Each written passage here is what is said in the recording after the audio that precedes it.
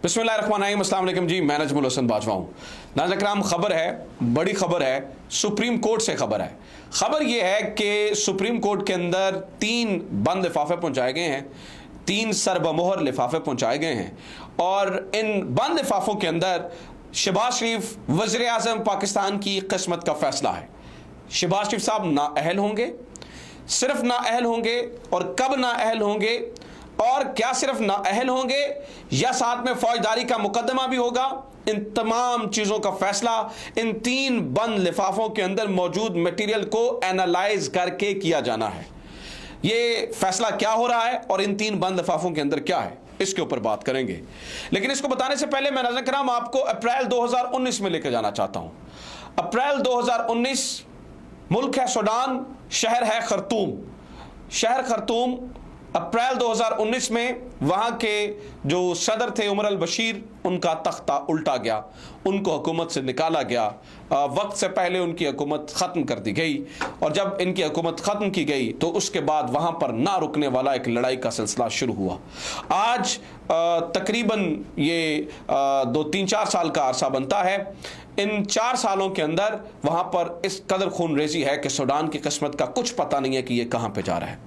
फिर आप अप्रैल 2019 से निकलिए और अप्रैल 2022 में आ जाइए।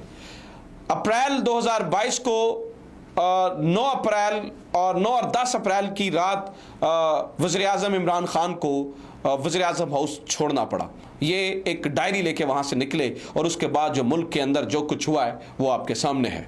अफसोस की बात यह है नाज़रीन किराम कि 7 अप्रैल 2022 को सफ़ेद इमारत यानी कि सुप्रीम कोर्ट ऑफ पाकिस्तान से कुछ चेहरे मुबारकबादें देते हुए निकले थे और उन चेहरों ने मुबारकबादें देते हुए कहा था कि आज नजरिया ज़रूरत हमेशा के लिए दफन हो गया। आज चेहरे भी वही हैं, इमारत भी वही है और इनकी शक्लें अलग से बनी हुई हैं और इनका मूड अलग है और अब ये नजरिया ज़रूरत के पीछे छुप रहे हैं। ये सारी चीजें ना हो और इस्लामाबाद का हाल खर्तूम जैसा ना हो, इसके लिए नाज़रीन किराम सुप्रीम कोर्ट ऑफ पाकिस्तान ने अपना डंडा उठा लिया है और सुप्रीम कोर्ट ऑफ पाकिस्तान बिल्कुल मैदान में जो है वो आ चुकी है। सुप्रीम कोर्ट ऑफ पाकिस्तान क्या डिसीजन देने वाला है और इमरान खान को अभी से इमरान खान के लिए क्या क्या अच्छी खबरें आज के दिन उन्हें जो है वो दी जा रही हैं, इसके ऊपर नाज़रीन किराम जो है ना वो तफसीली मैंने बात करनी है और हमने इसको डिस्कस करना है कि असल जो है ना वो ये सारी गेम जा किधर रही है। सबसे पहले तो सुन लीजिए, आज एक इंतहाई अहम दिन था क्योंकि आज जो है ना वो स्टेट बैंक की रिपोर्ट पेश होनी थी और इलेक्शन कमीशन ऑफ पाकिस्तान ने रिपोर्ट देनी थी कि आया स्टेट बैंक ने पैसे दिए हैं या नहीं दिए हैं। इस रिपोर्ट के पेश होने से पहले कल रात एक मीटिंग होती है। इस मीटिंग के अंदर आपको मालूम ही है, मैंने इसके ऊपर तफसीली बात कर रखी है 2 अलग अलग वीडियोज़ में कि इस मीटिंग के अंदर क्या क्या बातें हुई, क्या क्या बातचीत हुई। इस मीटिंग के अंदर नाज़रीन किराम उसके बाद ये हमें लगा, बहुत सारे लोग ये समझ रहे थे कि शायद जो है ना वो अब बचत हो जाएगी इनकी, लेकिन नाज़रीन किराम इत्तलात ये हैं कि इनकी बचत नहीं हो रही है क्योंकि स्टेट बैंक ऑफ पाकिस्तान ने सीधा कह दिया जी हमने जो रिपोर्ट आज पहला लिफाफा इलेक्शन कमीशन ऑफ पाकिस्तान ने जमा करवाया है, उस लिफाफे के अंदर ये कहा गया है कि हमने हमारे बारहा कहने के ऊपर जो है वो हमारे पास अभी तक पैसे नहीं पहुंचे हैं। दूसरा लिफाफा नाज़रीन किराम स्टेट बैंक और तीसरा लिफाफा वजारत खजाना की जानिब से जो है वो जमा करवाया गया है। इन लिफाफों के अंदर ये कहा गया है, स्टेट बैंक ये कह रहा है जी हमने रकम को एलोकेट कर दिया है लेकिन हमें जो है ना वो हम पार्लियामेंट की उसकी इजाज़त के बगैर जो है ना वो पैसे ट्रांसफ़र नहीं कर सकते हैं, गवर्नमेंट की इजाज़त के बगैर पैसे ट्रांसफ़र नहीं कर सकते हैं। और वजारत खजाना का भी नाज़रीन किराम इससे मिलता जुलता मौक़िफ़ है और वो भी ये कह रहे हैं कि हम जो है ना वो इनको पैसे जो है ना वो गवर्नमेंट की इजाज़त के बगैर शेयर नहीं कर सकते हैं। अब एक बात सुन लीजिए, अब होने क्या जा रहा है? होने ये जा रहा है नाज़रीन किराम, इसकी खबर दी है एतजाज़ अहसन ने। वो ये बता रहे हैं कि ये सोचिएगा भी मत कि सुप्रीम कोर्ट इन्हें छोड़ देगी। ना सिर्फ राना सनाउल्लाह साहब बल्कि इसहाक डार साहब और जनाब मोहतरम शहबाज शरीफ साहब और मोस्ट प्रोबेबली जनाब ख्वाजा आसिफ साहब, हो सकता है ख्वाजा आसिफ साहब की बचत हो जाए और बाकी इसहाक डार और राना सनाउल्लाह और शहबाज शरीफ साहब ये ना सिर्फ 5 साल के लिए नाअहल हो जाएंगे। सुप्रीम कोर्ट चूंकि ये बिल्कुल जो है ना वो किसी भी इस तरह से मूड में नहीं है कि हम इस मामले को आई गई कर दें और हम ये देखें कि देखिए क्या होता है, गो विद द फ्लो, कोई बात नहीं है, नजरिया ज़रूरत और ये वो सारी चीज़ें, नजरिया ज़रूरत को अदालत नहीं मान रही रही है। और ये एतजाज़ एहसन ये कह रहे हैं कि जो है ना वो अब इनके खिलाफ ये फैसले होने वाले हैं, और इनका फैसला नाज़रीन किराम इसकी वजह ये इन 3 बंद लिफाफों के अंदर मौजूद रिपोर्ट्स हैं। इन रिपोर्ट्स के अंदर इस रिपोर्ट्स के मटेरियल को इस्तेमाल किया जाएगा, और इन तीनों के अंदर एक चीज है जी, गवर्नमेंट इजाजत नहीं दे रही, पार्लियामेंट इजाजत नहीं दे रही। तो अदालत पार्लियामेंट को नहीं पूछेगी, अदालत सबसे पहले उस वजीर को बुला के पूछेगी, और ये कोई किसी किस्म का जो है वो ये आर्गूमेंट नहीं है कि पार्लियामेंट मान नहीं रही है। अब पार्लियामेंट एक लूली लंगड़ी पार्लियामेंट है जिसके अंदर राजा रियाज जैसे ऑपोजिशन लीडर बैठे हैं, जिसके अंदर जो है ना वो किसी किस्म की कोई ऐसी जो एक ट्रू रिप्रेजेंटेशन हो पब्लिक की वो नहीं है। ठीक है, तो ये नहीं है, ये तो नहीं होने जा रहा।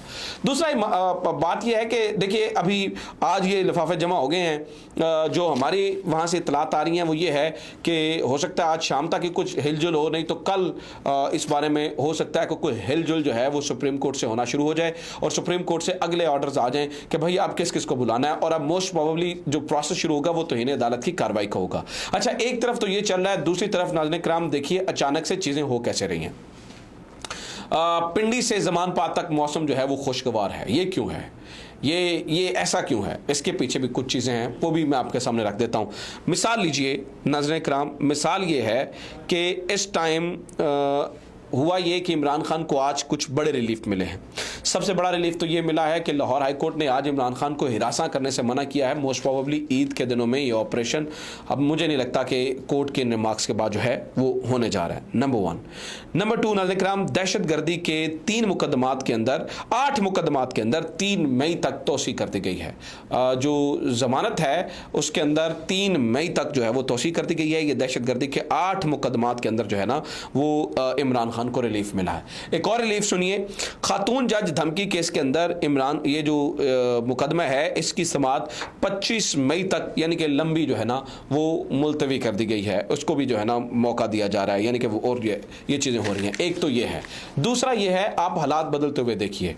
इस वक्त जमात इस्लामी ने एक कमेटी बना दी है जिस कमेटी का काम होगा इन सारी चीज़ों को कंडक्ट करना और PTI से जो है ना वो मुलाकातें करना, PTI से जो है ना वो इलेक्शंस के ऊपर बातचीत करना।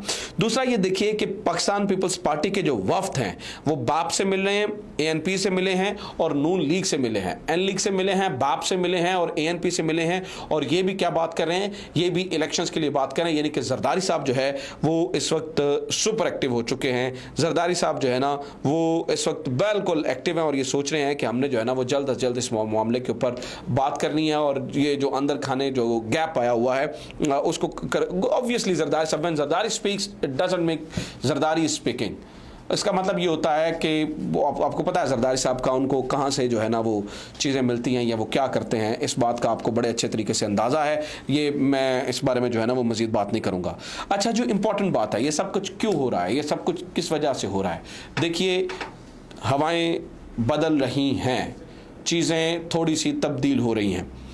एक और बात आपको मैं बता दूँ, जो कल रात की मीटिंग है, पाकिस्तान की तारीख़ में कभी ऐसा नहीं हुआ कि DGMO, DG ISI और सेक्रेटरी डिफेंस ये सारे इकट्ठे इतनी लंबी मुलाकात उन्होंने चीफ़ जस्टिस ऑफ पाकिस्तान से की हो। इसका मतलब है जो लोग तो कह रहे हैं ना जी चीफ़ जस्टिस के हुक्म से कोई फ़र्क नहीं पड़ता, उन्हें बिल्कुल समझ आ जानी चाहिए कि चीफ़ जस्टिस के हुक्म से फ़र्क पड़ता है। और यही चीफ़ जस्टिस, ऐसा नहीं होगा कि आप ये कहें कि हम इस चीफ़ जस्टिस को ही नहीं मानते, अदालत के अंदर डिवीजन है तो हम किसी चीज़ को नहीं मानते। नहीं, आपको मानना पड़ेगा।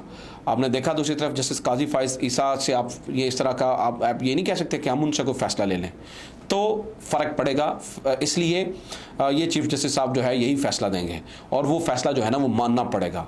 जो एतजाज़ एहसन साहब कह रहे हैं वो तो ये कह रहे हैं कि इन्हें लग पता जाएगा, इनके पाँव से नीचे पाँव के नीचे से जो है ना वो ज़मीन खिसक रही है।